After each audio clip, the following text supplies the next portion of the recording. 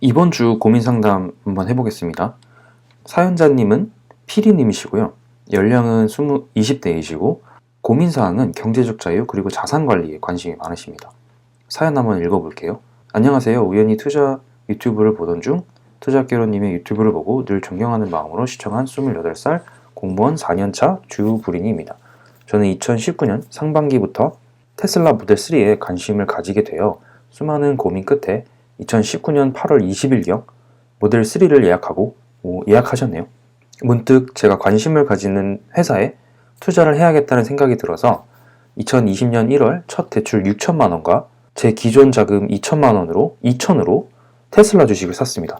8천만 원을 테슬라를 사신 거네요. 정말 하늘을 찌르듯이 2월 중순까지 올랐습니다. 그리고 수익률 99%를 찍은 당일 우연히 아버지께서 저희 사무실 근처에 오셔서 같이 식사를 하던 중 주식을 한다고 말씀드렸습니다. 설마 이거 8천만 원 파신 건 아니겠죠? 그리고 그날부터 코로나의 여파로 인하여 매일매일 하방을 찍더라고요. 하루에 10%씩 떨어지는 것을 보고 저는 결국 손절을 하고 당시 인버스를 사서 손절하고 인버스를 사셨군요. 가서 몇 번 이득을 보다가 한 번에 2천만 원을 날리고 다시 다른 주식을 사서 운이 좋아 3월 말경에 영원을 마쳤습니다. 3월 말이면 거의 최저점이었던 때였네요. 그리고 4월 초같이 같이 근무하는 직원이 국내 잡주를 추천해 주었고 3,600만 원어치를 샀는데 4월 말까지 35% 정도 떨어지더니 거래 정지가 되고 회사가 공중분해되면서 제 돈도 공중분해되었습니다. 거래 정지되는 날 아버지의 말씀이 생각나더라고요. 절대 주식 하지 말라고. 정말 그날은 너무 최악이었습니다. 1시간 반 걸리는 퇴근길을 정신줄을 놓고 운전하다 보니 3시간이 걸리더라고요. 그 이후 당연히 주식을 다시 매수하면 안 되는데 신기하게 당시 테슬라를 매수해야겠다는 생각이 들었고 현재 수익률은 3억이 되었습니다. 물론 정말 영혼을 아주 박박 긁어서 대출과 제가 모아둔 돈을 합치니 1억 4천으로 테슬라를 중간 매수한 결과 끝에 이런 결과가 나왔습니다. 대출을 정말 많이 당기셨나봐요. 1억 4천을 테슬라에 중간중간 매수했다고 하시니 결국에는 1억 4천으로 3억을 만드셨다면 거의 100% 수익률을 만드신 거네요. 그래서 하고 싶은 말은 현재 운이 좋게도 제가 C와 MTB 소재의 아파트 분양 당첨이 된 상태에서 앞으로 어떻게 돈을 더 모을 수 있을지 고민이 되더라고요. 최종 목적지는 2030년 내 송도 힐스테이트, 더 스카이나 대방 DMCT에 살고 싶습니다. 현재 일부 주식을 매매해서 아파트를 구매할 수 없으니 아파트를 매수할지 아니면 테슬라 주식을 계속 가지고 있는 게 좋은지 아니면 또 다른 투자 방법이 있는지 배우고 싶습니다. 위에만 보면 제가 일을 하지 않고 주식과 부동산에 미쳐 있다고 생각할 수 있지만 전혀 아니고 매일 8시에 출근해서 9시까지 일하고 시간 쪼개서 대학원도 다니고 승진하기 위해 잠도 4시간씩 자면서 아주 열심히 살고 있습니다. 그래서 현재 상황을 보면은 결국에는 테슬라로 3억을 버셨네요. 1억 4천만 원을 투자해서 3억을 버셨어요. 그런데 투자를 하시는 스타일이 보니까 되게 단기적으로 잡주도 해보고 인버스도 들어가 보고 이런저런 주식을 하시는 거 보면은 상당히 리스크가 많고 단기적인 투자를 하시는 성향인 것 같아요. 제가 이런 분들에게 제일 해주고 싶은 말이 내가 진짜로 실력이 있지 않는 이상 이런 분야에 단타를 치거나 차트 분석을 하는 데 소질이 있다라고 하지 않는 이상은 진짜로 단기 투자나 테마주, 잡주, 이런 하루 이틀 보고 들어가는 주식 이런 식의 투자는 저는 하지 않는 게 맞다고 생각해요. 왜냐면 저도 몇 년 전 비트코인 투자를 할 때 그때도 차트 분석도 하고 단타를 되게 많이 쳤어요. 3% 먹고 나오고 1% 먹고 나오고 이런 투자를 했는데 저한테는 그런 성향이 전혀 맞지 않더라고요. 내가 단기간에 투자하는 거에 정말 소질이 있지 않는 이상은 하지 않으셨으면 좋겠어요.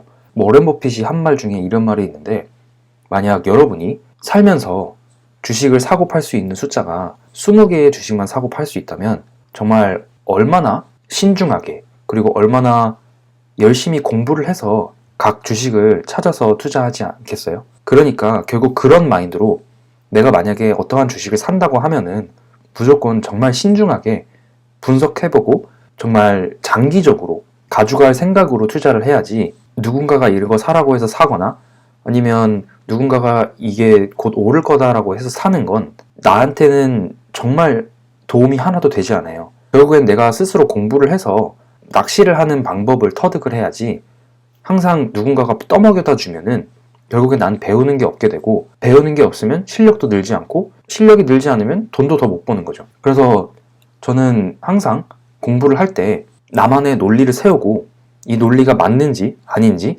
항상 고민해보고 가설을 세워서 이 가설이 나중에 시간이 지나고 뭐 한 달이든 두 달이든 세 달이든 1년이든 이게 시간이 지나고 나서 내가 세운 가설이 맞는지 아닌지를 항상 돌이켜봐요. 피드백을 해요. 그래야지만 내가 스스로 내가 왜 그 당시에 내가 왜 1년 전, 2년 전에 이 선택을 내렸는지에 대한 근거가 기록에 있으니까 이걸 보고 스스로의 메타인지를 계속 높이는 거죠. 이걸 계속 하다 보면은 언젠간 나만의 경험과 노하우가 쌓여서 나에게 맞는 투자 철학이 생기고 투자 방법도 생기는 거예요. 그래서 현재 피리님은 현금이 거의 3억 정도 가지고 계신데, 저는 우선 저라면은 이런저런 주식 투자를 하기 위해서 만든 대출을 전부 다 갚아버렸으면 좋겠어요. 아마 신용대출로 주식을 하신 것 같은데, 저는 신용대출을 개인적으로 최후의 보류로 항상 가지고 있거든요. 무슨 일이 언제 생길지 모르니까요. 그래서 신용대출을 지금은 현재 가지고 계신 돈을 갚으셨으면 좋겠어요. 갚고 이제 남아있는 돈을 가지고 장기적으로 투자할 수 있는 주식에 묻어두셨으면 좋겠어요. 저는 그렇게 할 것 같아요. 장기적으로 투자할 수 있는 주식, 애플이나 삼성이나 뭐 구글이나 뭐 미국의 S&P 500 ETF나 이런 우량한 기업에 장기적으로 우상향하는 그런 주식을 저는 돈을 투자해 둘 것 같아요. 그리고 C와 MTB 소재의 아파트를 분양받으셨다고 하셨어요. 저는 우선 최종 목적지인 2030년대 송도 힐스테이트, 더스카이나 대방 DMCT에 살고 싶다고 하셨는데, 서울이 이렇게 있으면 인천이 여기 있는데 인천도 꽤 큰 도시거든요. 인천이 광역시만큼 큰 인구도 많고 큰 도시인데 생각보다 아파트 가격이 높지가 않아요. 다른 큰 도시들에 비해서. 근데 유난히 인천에서 송도가 제일 집값이 비쌉니다. 그리고 송도에 이제 대부분의 아파트들의 가격을 보시면 5억, 6억, 7억, 9억까지 있는데, 이 정도면 다른 광역시에 비해서 상당히 저렴한 가격이거든요. 그래서 저는 송도 살기도 좋고, 예전에 제가 지금 아내와 결혼하기 전에 데이트로도 많이 몇 번 갔었는데 상당히 살기 좋고 깨끗한 도시거든요. 그래서 저는 송도를 최종 목적지로 정하신 거에 정말 나쁘지 않은 선택이라고 생각을 해요.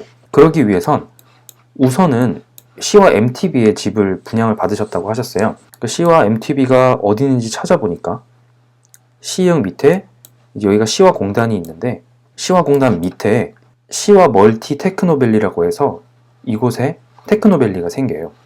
여기가 이미 C와 공단이기 때문에 이 밑에 새로운 테크노밸리가 생기는 거죠. 그래서 아마 청약을 받으신 아파트가 이 세 곳 중 하나이지 않을까 싶어요. 현재 청약 가격을 보면 33평 기준으로 최고 3.8억, 거의 4억까지 갔네요. 그래서 2023년 아직 입주가 2년 정도 남아있기 때문에 제 생각에는 저 같으면 이 집을 계속 가지고 있다가 나중에 기회가 되면 이 집을 팔아서 송도로 넘어가는 거죠. 근데 그러기 위해선 내가 지금 현재 가지고 있는 1.4억을 가지고 장기적으로 우상향하는 우량주에 투자를 하고, 그리고 이상한 테마주나 단타는 하지 않으셨으면 좋겠어요. 아마 이번 하락장으로 돈을 잃어보셔서 아시겠지만 내가 돈을 버는 것보다 돈을 지키는 게 정말 중요하거든요.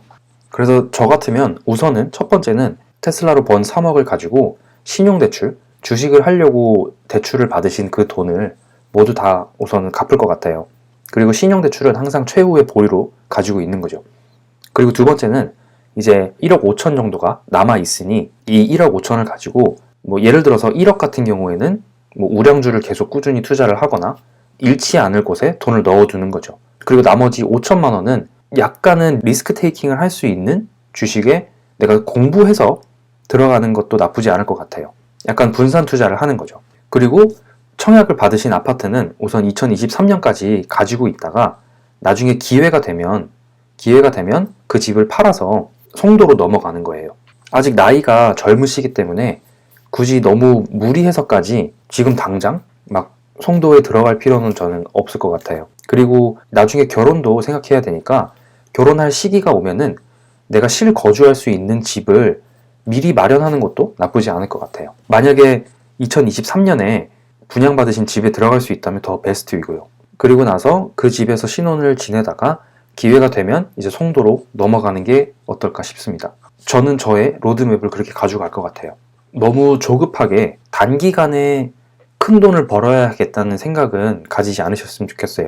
이미 20대 후반이신데 1억 이상의 현금을 가지고 있는 건 정말 엄청난 큰 돈을 가지고 계신 거예요. 그러니까 너무 조급해하지 마시고, 심지어 아파트도 분양받았기 때문에 너무 조급해하지 마시고 차근차근히 잃지 않는 투자를 해서 나중에 큰 그림으로 송도 안에 들어갈 수 있는 큰 그림을 그리고 들어가셨으면 좋겠어요. 제가 개인 재무 자산 고민 상담을 하고 있습니다. 신청해 주시면 제가 최대한 빠른 시일 내로 답변을 드리도록 하겠습니다. 감사합니다, 여러분.